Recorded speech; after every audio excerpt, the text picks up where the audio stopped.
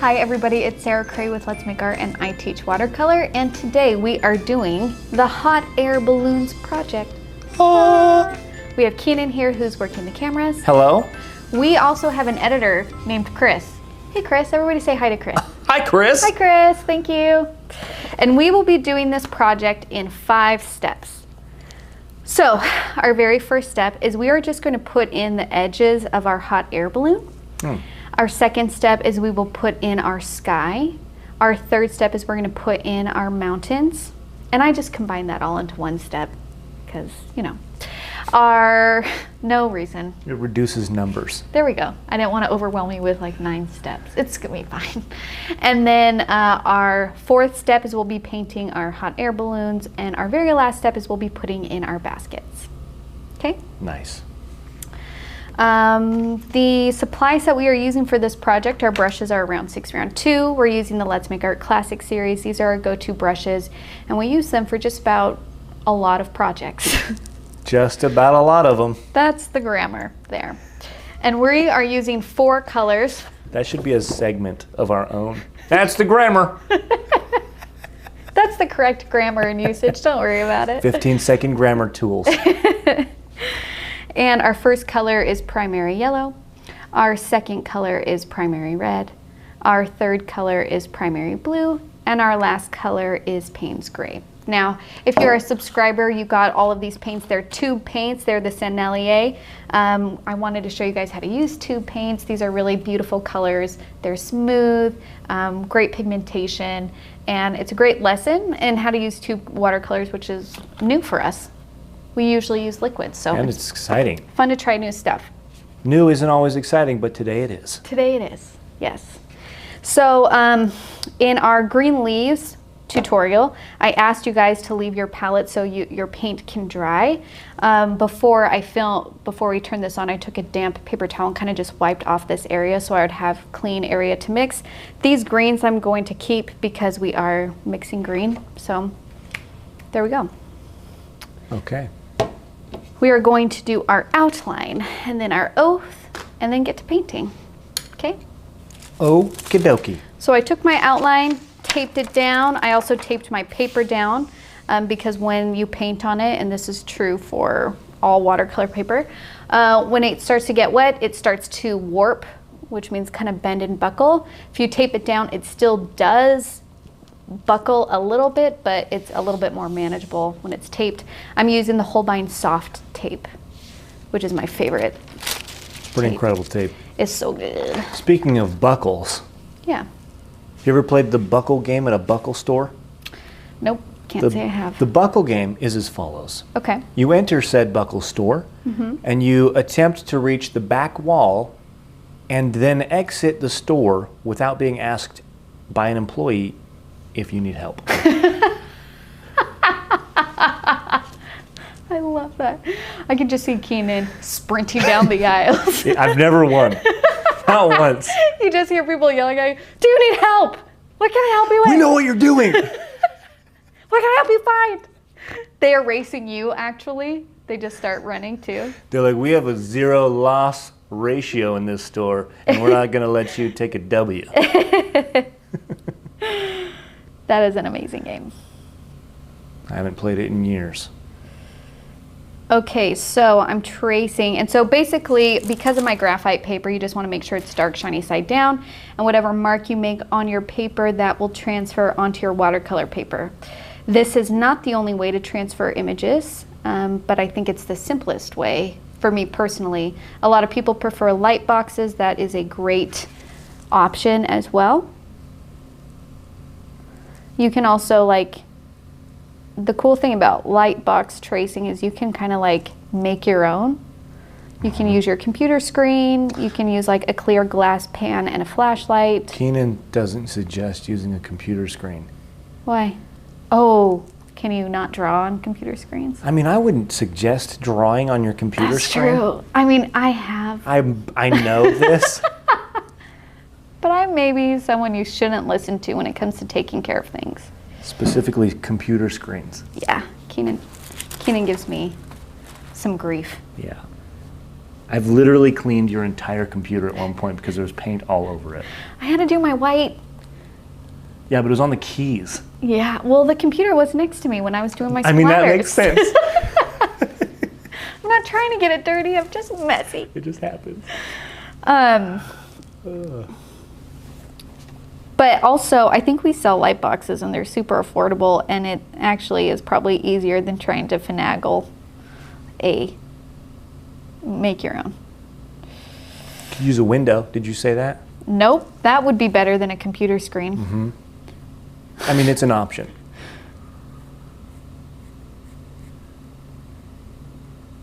I've been known to use a headlamp for several things. Okay. That'd be beneficial for making your own thing, I'm thinking. Yeah. Maybe. Yeah. That could be your light with your To clear make pan. it super elaborate, you've got your headlamp Yep. that's pointing directly at a mirror 2 to 3 feet away that is reflecting that light onto another piece of glass, and then you can do it. Okay, you just couldn't stand in front of the headlight. Correct. Ooh, a yeah. You can use your Headlamp. car at night. You can use your just car at tape, night. tape your paper to that. What else can we think of? These are great ideas.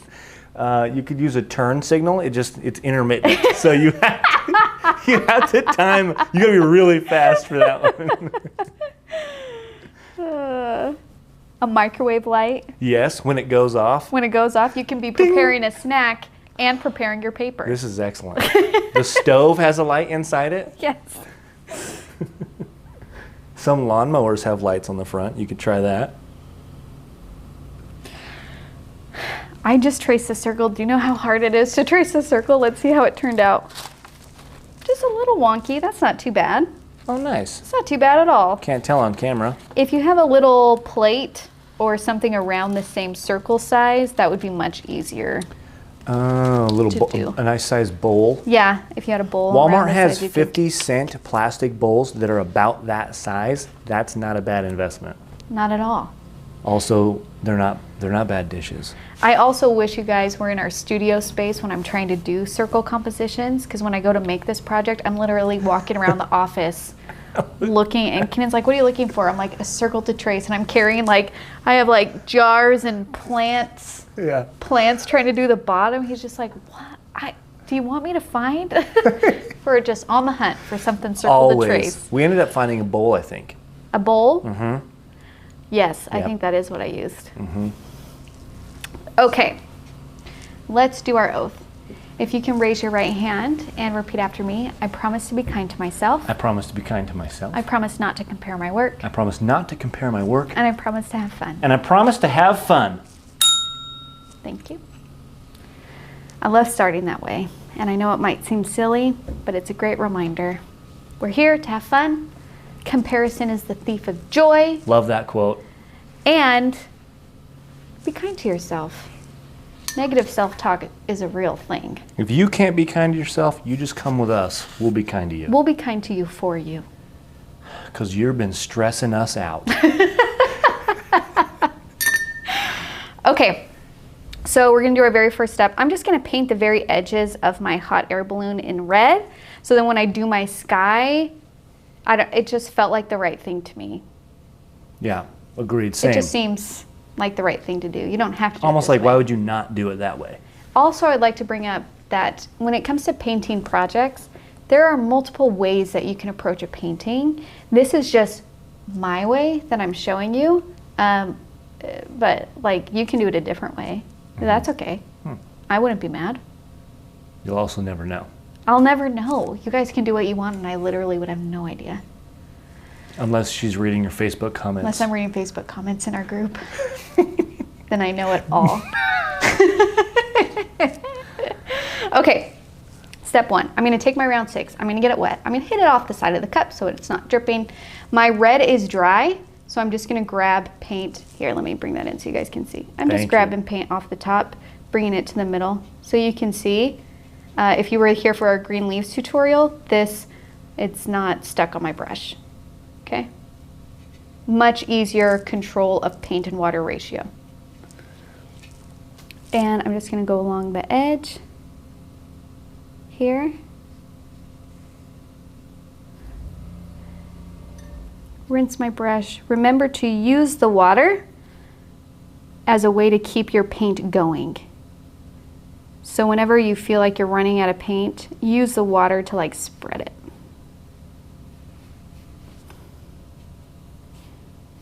Do you want to hear something edgy that I did? Yes.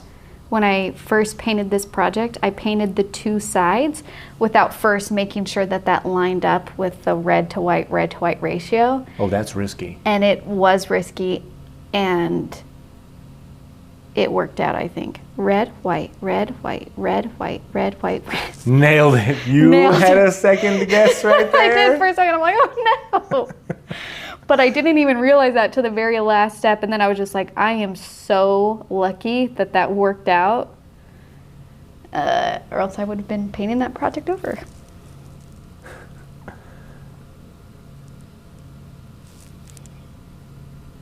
What's your favorite part about this project? I love that this project, we're communicating depth in this project through values. Because the wonderful thing about values is you use values to create form, three-dimensionality.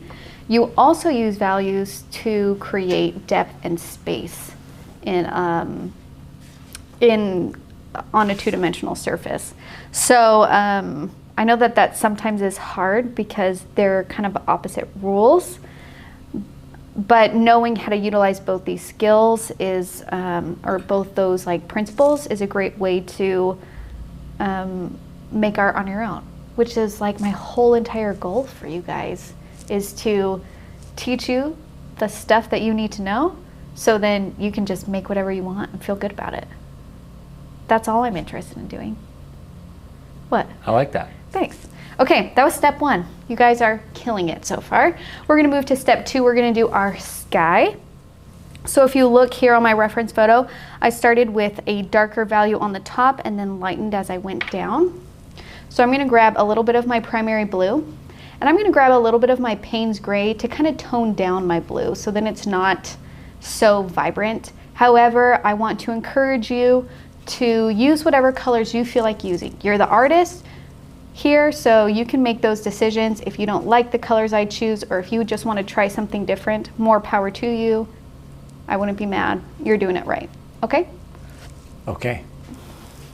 So, I want to make sure the red is dry. And now I'm going to use my round 6, start with this darker value at the top here. Now when you start to get this rough edge that you're seeing here, that means your brush isn't wet enough. So just get it wet, and then you'll get a smooth line. Okay, and then I'm just going to blend down, avoiding the hot air balloons.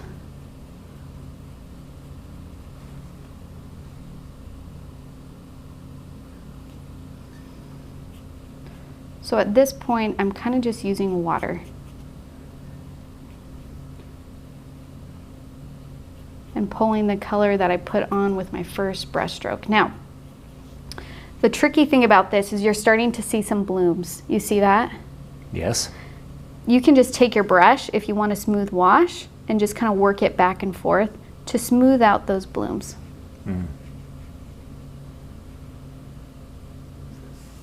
Now don't forget this left side of the sky either.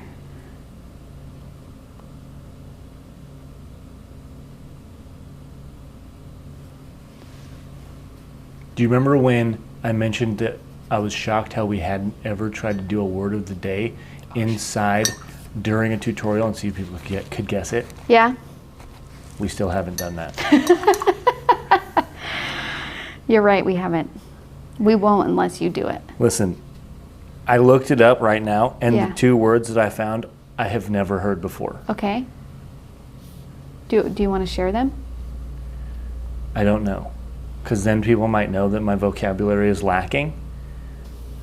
I see what you're saying. You know what I mean? I do know what. I'm a little insecure about that for some reason right now. You know what? First of all, good for you for being like, I'm nervous about this. Okay. You know what I mean? Yeah. That's very brave of you to say. Thank you. Second of all, I will not shame you. Okay, are you ready? I'm ready. Callow. I've never heard of that word either. Callow. What does that mean? C-A-L-L-O-W. It means Lacking adult sophistication. And how perfect is that? I mean, are we callow or what?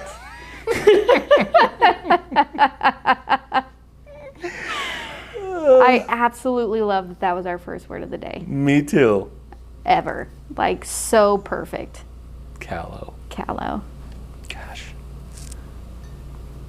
And I actually don't even remember the second one I found because I've also never heard it. Okay. So I'm not going to say that. Let's just stick with callow. I like that that's the one. All right. Are you going to use it? I already did. Okay. I said we are so callow. Well done. Challenge accepted and finished, completed. You can put a little check mark next to that. Gold star. Callow is done. I'm going to put that in our work side of schedule of things. Callow Perfect. mentioned. Callow mentioned, done. Okay, so I put in my blue sky. You can see I'm really just trying to smooth it out. I want a smooth transition from the top to the bottom, dark to light. We are working around objects, which does make it tricky to try and get a smooth value change because we have to paint it in like sections basically. So don't get too frustrated if you're having a really hard time because this is pretty difficult. Sometimes like what you can do with other mediums is kind of just like paint the whole thing and then paint the hot air balloons on top of that. However, watercolor is transparent. And like with this blue one, like the blue one you can do, this farthest one, because we're painting that blue in a darker value. So that won't mess it up. If we do it with this one though, and we're painting this yellow, this will actually turn green. Which if that's easier for you so you can get a smooth transition and just have a green hot air balloon, more power to you. Cool. Green's nice. Yeah, green's a great color. So just trying to kind of smooth out as much as you can. I'm looking forward to that yellow/red balloon.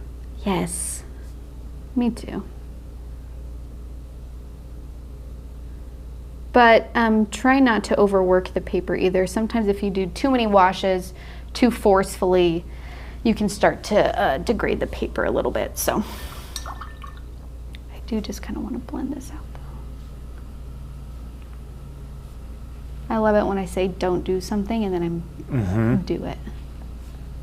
It was almost like you challenged yourself in the previous sentence. Yeah. Okay, I think that's good. All right, we're gonna move on now to our mountains. So we have 3 mountains here and we wanna communicate that they are at different planes in space. And so how to communicate long distances in a painting, 2-dimensional, is you change up the values. Usually as something is farther away from you, it's lighter in value and less contrasty. So our farthest mountain is going to be a light green. Our medium mountain is going to be a medium value. A medium mountain value. And then our foreground mountain is going to be our darkest mountain. The trifecta. So I have actually some green left on my palette from doing the green leaves. I'm just going to use that. You are free. In that tutorial we went over how to mix different greens, what colors you need to add to get different kinds of green. And you guys here can choose whatever green you want. I'm going to add a little bit of red to my green for my background mountain because I want it to feel kind of desaturated. So I put my color down, then I rinse my brush, and I'm using just water to spread out that color and make it go a long way.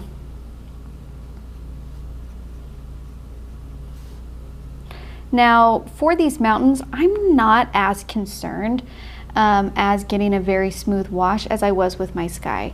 And that's because when you are encountering grass, or landscapes in general, you're gonna have inconsistencies in textures, in colors, in values. That's because there are different colored plants, there are rocks, there are pathways. There's all these different things that could adjust the smoothness of the landscape. So especially with these mountains, I'm really not too worried about blooms. I'm not too worried about hard edges or different colors. Because I feel like that actually speaks fairly true to landscapes in general. Okay, we did our farthest mountain. Now we're going to do our medium mountain. So this one, I just want to make sure it is a darker value. And I want this one to be a little bit more vibrant. So I'm going to grab some more yellow. I'm going to grab some more blue. Maybe just a tiny bit of red. Again, just to tone down the green a little bit.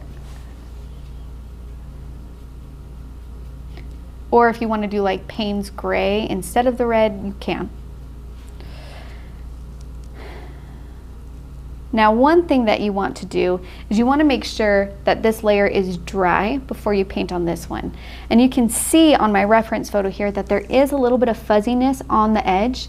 That means that this layer wasn't totally dry, so when that edge touched that back layer, it fuzzed a little bit. That doesn't totally bother me, but if it bothers you and you want a really nice clean edge, you're going to want to make sure that this layer is totally dry before you paint.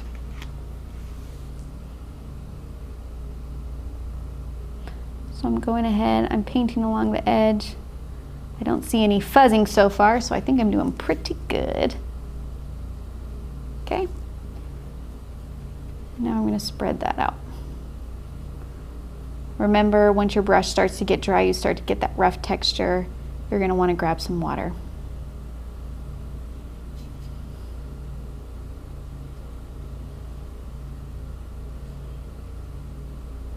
Now for a little bit of like color richness, right now we're adjusting values through lightness and darkness. You can also adjust it by adding another color. So if I want to add a little bit of warmth to this mountain, I'm going to grab some yellow and put that in there. That's nice. See how it just kind of adds a richness? Yeah.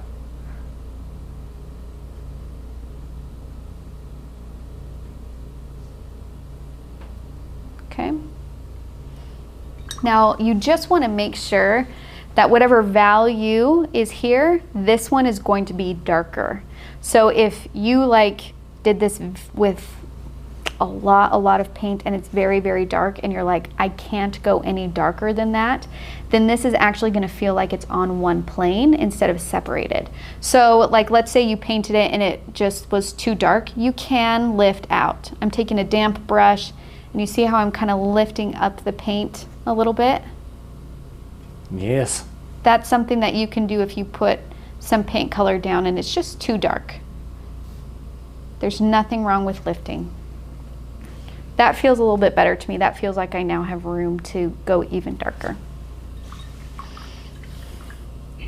So now what I'm going to do is I'm going to mix my darkest green. So I'm going to get a lot of yellow, a lot of blue,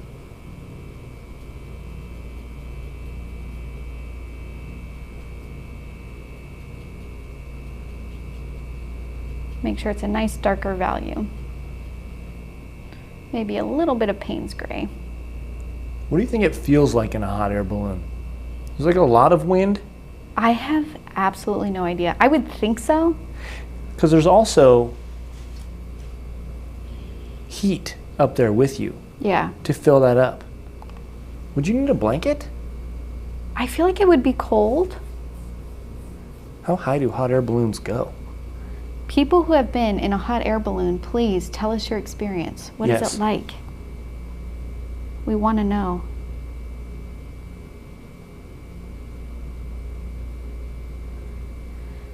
Okay, so you see how dark I'm painting? That's a nice dark value, but I'm not celebrating the watercolor. I'm not letting the watercolor be watercolor. It's too opaque. So I'm going to grab some water and lighten up that value, bringing a little bit of transparency back into it.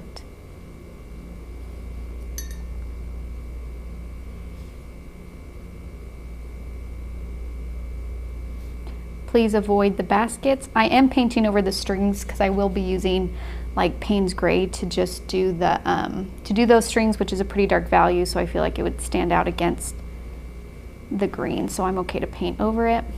I grabbed a little bit more yellow to bring some warmth into this party. Again, I'm not being too particular about my evenness on my wash. I'm still using my round 6. I'm getting some blooms here. I'm getting some hints of other color, and I'm embracing it.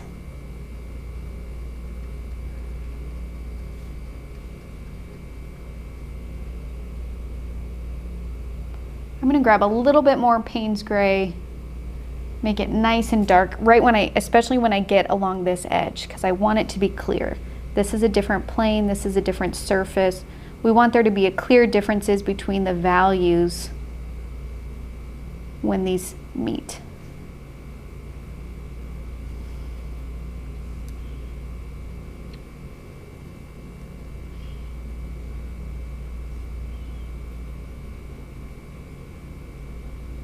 That green really did bring the warmth. Sometimes I wish I was like the warmth and brought to a party. You want to be yellow? Yes. I'll bring brownies, I swear. You're like, I feel like there just needed to be some brightness here. I'll be that. I'll be the yellow in this party. Listen, I feel like if anyone needs brightness, it really is just a pan of brownies. Which is funny because it's brown. Yep. Not necessarily bright. But brown is related to orange. Keenan, I would say that if we were, you know, a color party in this tutorial, you're the warmth, for sure. Thank you. You're welcome. What are you? I'm the rainbow.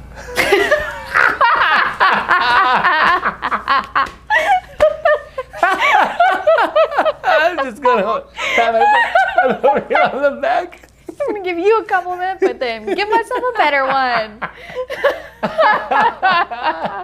That was so funny. Oh, just kidding. Woo. No, it's true. You bring a lot of joy. Classic.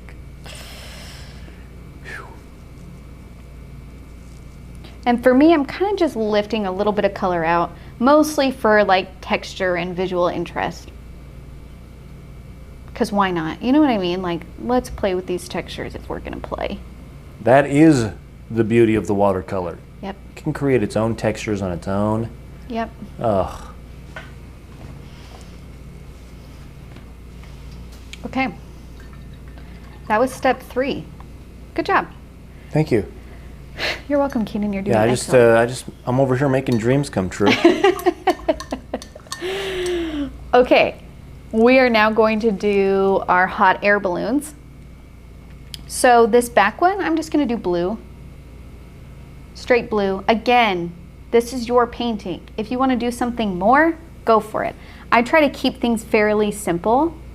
But hot air balloons, gosh, there are so many different colors. There's so many different patterns. You can do a lot of different things. Hot air balloon enthusiasts, they go all out. Yeah. Because that thing's floating around, you know? Yeah. They're trying to be like, hey, check out this awesome ball of whatever it is. Awesome ball of hot air. Yes. Is it just hot air? That's what gets them to move with the fire. Isn't that incredible? Yes. It's just heat and it floats around. Okay. Now try and keep this balloon kind of lighter in value. It's not going to be too dark because again, we can tell that it's the farthest one away by its size. This is the closest one. This is the one that's farthest away. And so if we're following that depth rule of things farther in the distance are lighter values, that's also true for our balloons. So I'm just kind of lifting a little bit of color out.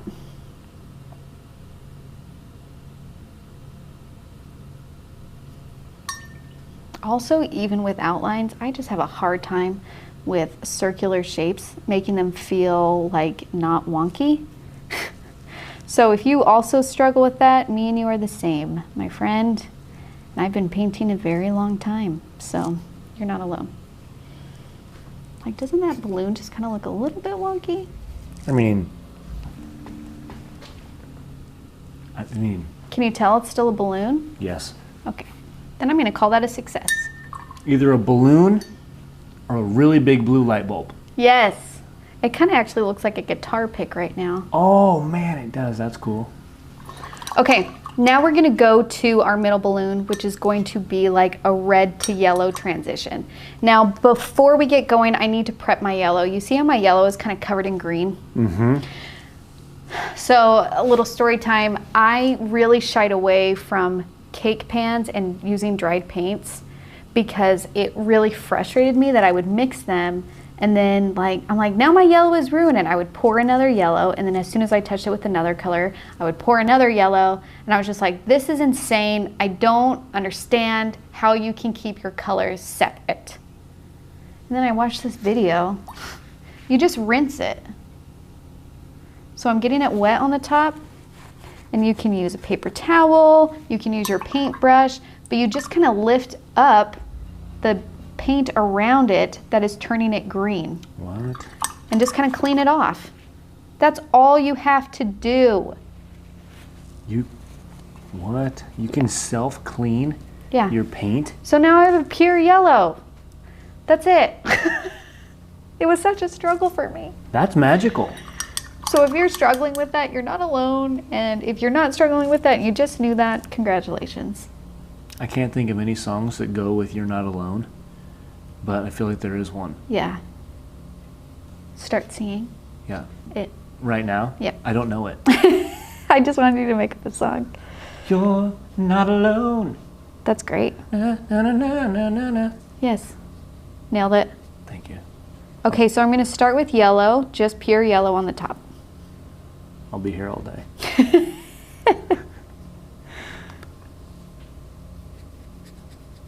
Got my yellow, okay? Now I'm gonna mix orange. So I have my pure yellow. I'm gonna grab some red. And I have orange, and I'm gonna introduce orange to my yellow. This is my favorite part. And then you're gonna kind of blend these together. So there's kind of a smooth transit. Oh, how did I get blue? Oh, that's why there's blue on my paper towel. That's okay, I'm just gonna lift that blue out of there. Wow, good save. Cover that back. If you work quickly in watercolor, usually you can save a lot of things. So don't let the problems ruin the whole thing, you know? Yeah. Okay. Then I'm gonna get even more red.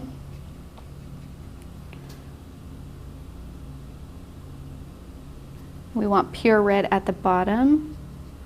Have that red transition to an orange. Have that orange transition to yellow. But we don't want chunks. So see how it feels very separated? There's a strong line there? Yeah. We're gonna wanna work that line, work it.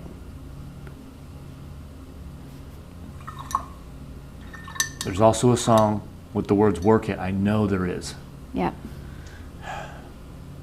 Can't get any lyrics in my head.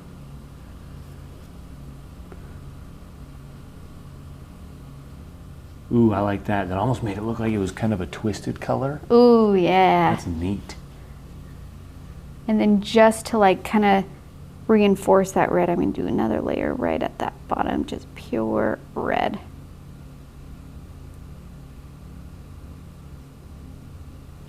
Bam.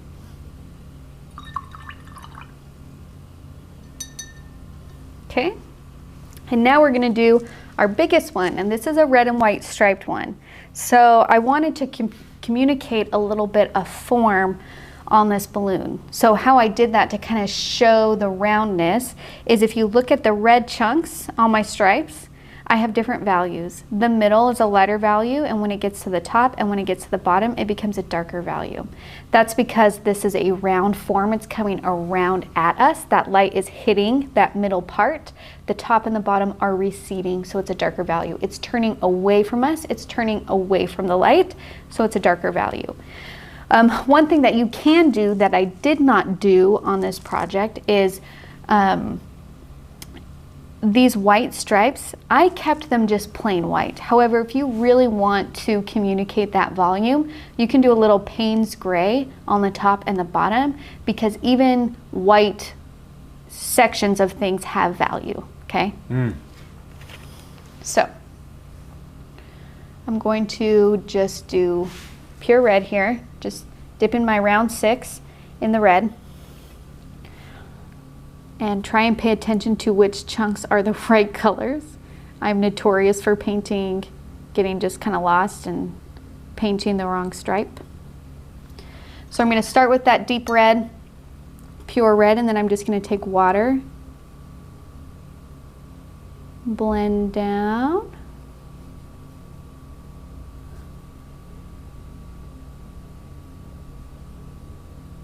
Okay. So again, we kind of want to transition. And then I'm going to pick up more red,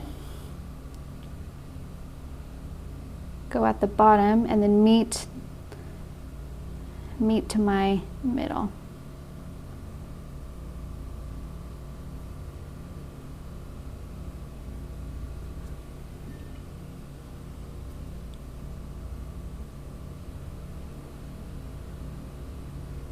See? That is amazing. And you can even do like multiple layers too. But if you are doing multiple layers and you're not seeing the dark stay dark, then I would wait for it to dry and then paint after it's dried. Sometimes when an area is too wet, then that pigment will just disperse evenly out, which is a wonderful thing that watercolor does, but can be frustrating if you're trying to keep a value dark.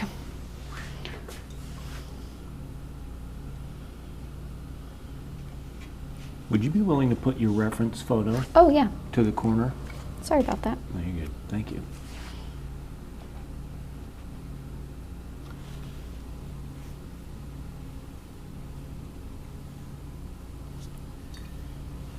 Then I'm just using water, pulling the paint that's already there.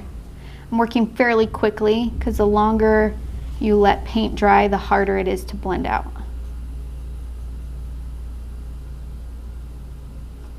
Which sometimes is also hard in watercolor because when we're new to something, you know, we take our time, which again isn't bad. I think that's sometimes why watercolor is intimidating for some people, because like how quickly you work or the timing of things matters.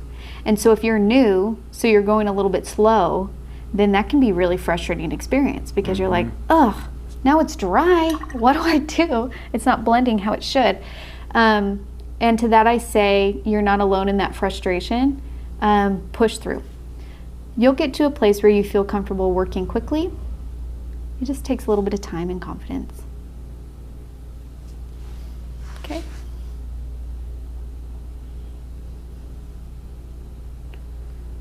And then I got one more stripe.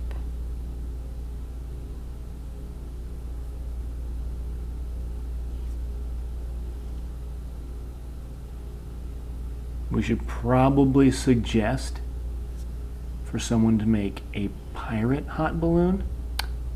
Just have like a Jolly Roger on one of these. Is that the skull and crossbones? Yeah. Is that really called a Jolly Roger? Mm-hmm. I had no idea. Yeah, old Jolly Roger. Why is it called a Jolly Roger? I don't know. Okay. But we both might know soon.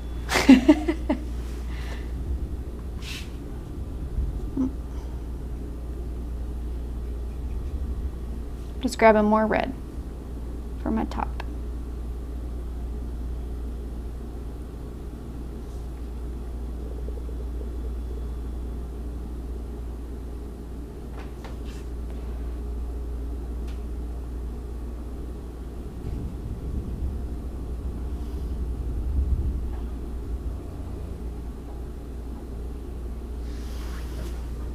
Now you'll see here, I want to show you, you know how I talked about adjusting value by hue? Mm-hmm. So my red here, I'm adjusting it only by value. I'm using one color and I'm just adjusting how much paint and water is on my brush for that value change. If I were to adjust it by hue, then I would be picking up different colors to do the highlighted parts or the shadowed parts. So that's an example of, this is just adjusting value by using one hue. Only the lightness and darkness of one hue, but you could also bring in multiple hues, and that would be adjusting by hue as well as value. And I'm working on a project right now, a future project that will be a great example of adjusting by hue. So keep an eye out for that. This flag has so much history. Really? Yes, like almost too much. Okay.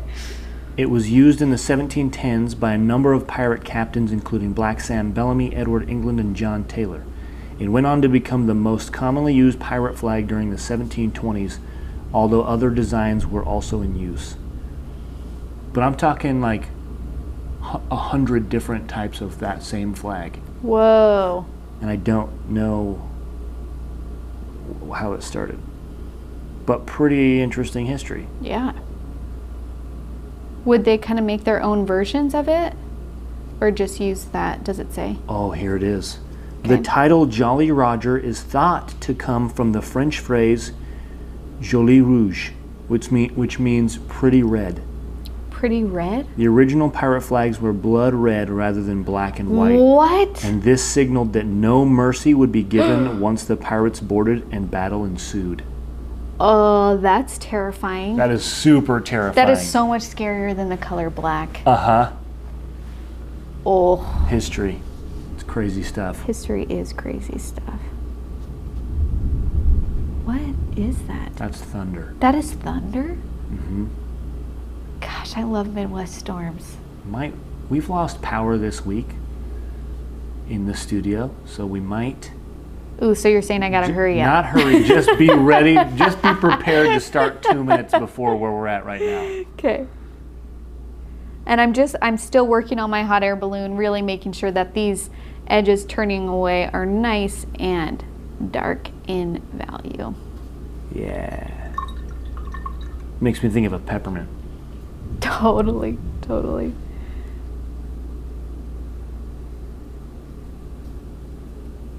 Okay. Nice. That's it.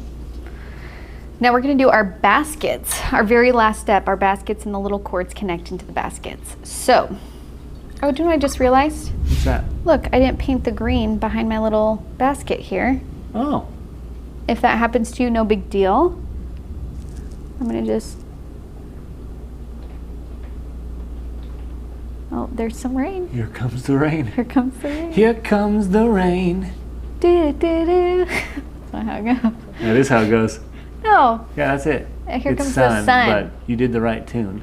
I did. That's all that matters. The words don't matter. Words don't matter at all. Okay, now I'm going to switch to my round 2. And I'm going to mix brown. Brown is essentially dark orange, which means I'm going to take yellow. Pay attention. This is a tricky color. I'm going to take red. I got an orange. We got an orange. I'm going to take Payne's gray. That's a twist I wasn't prepared for. Ba-bam. Brown. What? Wow. Well done. Okay. I'm not going to do this one yet because it's nice and wet all around it. So I'm going to do this farthest away one. Again, you want to make sure that this basket is a lighter value than your foreground basket. And it's not super detailed because it's far away. Farther something away is, it's hard to tell what the details are. And we have this basket here. This one we can kind of see that it's 3-dimensional. We got the opening and the 2 sides.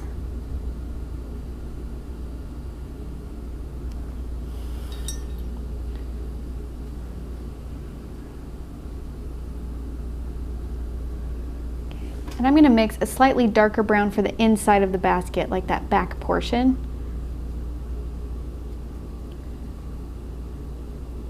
So I'm just going to mix some more Payne's gray in there. Make it a nice darker brown.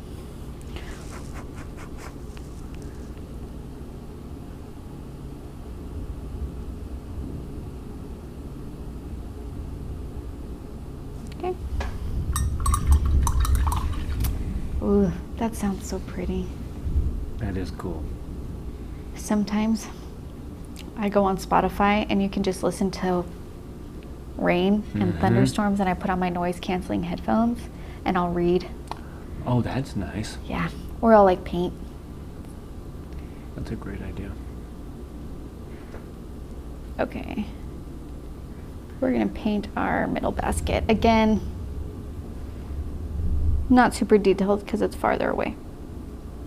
Growing up, in one of the houses I lived in from when I was 11 to 17, 18, there was a ditch that didn't drain at all. So when it rained like crazy, we would get on our bikes and ride on the side of the road and then jump into the ditch in our bikes. No. It was like 3.5, 4 feet deep. Oh my God. You'd get really dirty, but it was a lot of fun. That sounds fun. Okay, so now I'm going to do the little strings that attach the basket to the hot air balloon. We really can only clearly see them on this one. We can a little bit see them on the middle one. And I didn't even put them on the farthest one because if a hot air balloon is that far away from you, you shouldn't be able to actually see the thin lines. Our brain knows that they're there, but like, depending on the lighting, we probably wouldn't even really see it. So I'm gonna take my round 2. I'm gonna just use Payne's Gray. And I'm just gonna do a thin line, up, up. Now, if you have trouble doing thin lines, our beginner series kind of goes over how to do those thin lines. But really it's vertical hold, which means straight up and down. You're using the tip of the brush. And you want to do light pressure. And you want to actually work quickly, like with confidence, like this is a thin line, this is a thin line. If you try and follow the line exactly and go slow, way easier to make it look wobbly. That would make it look like the hot air balloon's having a rough ride. Yeah. Nice. That's it. What? That's our hot air balloon. We're Wow, done. Nice hot air balloons. Yeah. That's fun. Yes. I mean, the whole theme of this project is adventure awaits, and I really wanted to create projects that were about exploring, trying new things. Yeah. I mean, how can you see hot air balloons and not think about adventure? You know what I mean? I can't. I can't do it. It's not possible. Okay, so, oh, beautiful. The rain kicked in. Isn't that beautiful? Yes. Also, what I really love about tube paint, which you can see here, is like, you see how it's just kind of thicker in some areas? Yeah. How you're getting a little bit of, like, texture. I feel like it's easier to get that with tube paints, and I think that's really fun and beautiful. You know what I mean? Yeah. Like, there's thickness, there's a little bit of texture right here. It's beautiful. Okay. So, thank you all for doing this project with me. I hope you had a good time. I hope you feel like you can make this your own. I hope you have a better understanding of how to create depth and space within a painting on a two-dimensional surface. If you're on Facebook, you can go to our Facebook group. That's called Let's Make Art Watercolor. You do have to request to join, but I think we just ask you to tell a joke. I mean, please. We love jokes. We love jokes. If you're on Instagram, you can tag us at Let's Go Make Art or hashtag Let's Make Art. And I think that's all I gotta say. Nailed it. Keenan, thank you for being here. Thank you for being the warmth. Thank you for being the rainbow. Okay, I'll see you guys next week. Bye.